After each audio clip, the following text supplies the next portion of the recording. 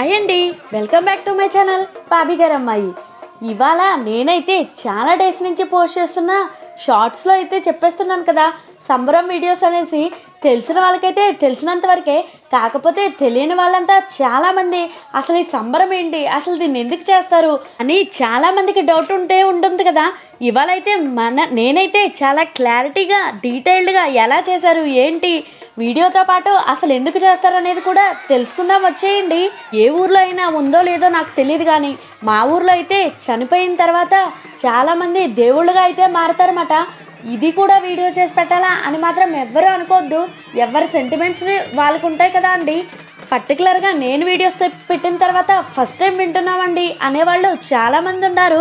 మా ఇంట్లో మా బాబాయ్ అయితే చనిపోయారన్నమాట, అది కూడా నా చిన్నప్పుడు. ఆ తర్వాత 18 ఇయర్స్ తర్వాత ఆయన అయితే దేవుడిగా మారి సంబరాల్లో రావడం అయితే స్టార్ట్ చేశారు.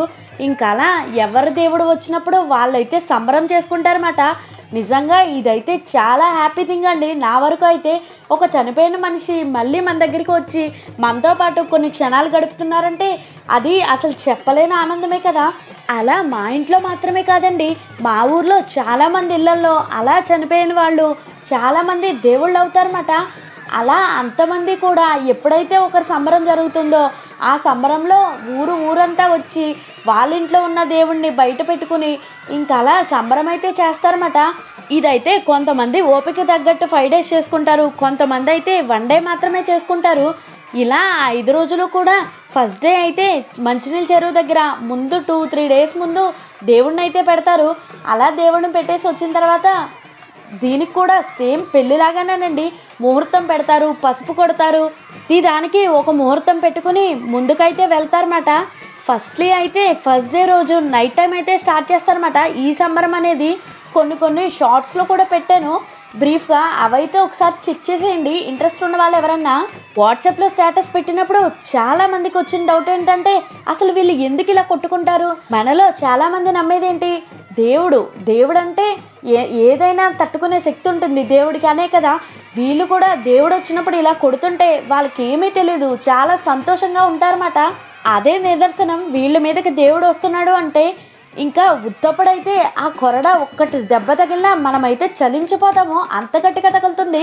కానీ దేవుడు ఉన్నంతసేపు వీళ్ళ ఒంటి మీద వాళ్ళకి ఏమీ కాదు. నేనైతే చెప్పాను కదండి, ఇంటికి ఒక దేవుడు ఉంటాడు కొన్ని ఇళ్లలో అనేసి. అలాగా మా బాబాయ్ వచ్చిన తర్వాత మా చిన్నయ్య మీదకి ఊళ్ళో కొంతమంది ఉంటారు కదా, వాళ్ళ మీద కూడా ఒక్కొక్కలుగా దేవుడిని అయితే రప్పిస్తారన్నమాట. అవన్నీ అయితే తెలియని వాళ్ళకి చాలా ఇంట్రెస్టింగ్గా ఉంటాయి. నిజంగా మా చిన్నప్పుడు సంబరాలంటే అసలు ఆ వైబే వేరు, చాలా బాగా ఎంజాయ్ చేసేవాళ్ళన్నమాట. సంబరం అనేటప్పటికి ముందుగా అసలు దేవుడు ఎలా వస్తాడంటే పంబరోళ్ళు ఉంటారు, వాళ్ళైతే పాటతోటి స్టార్ట్ చేసి దేవుణ్ణి అయితే బయటకు పిలుస్తారన్నమాట. ఇలాంటి సంబరం గురించి మీరెప్పుడైనా విన్నారా లేదంటే చూసారా అనేదైతే నాతో తప్పకుండా కామెంట్ సెక్షన్లో చెప్పండి.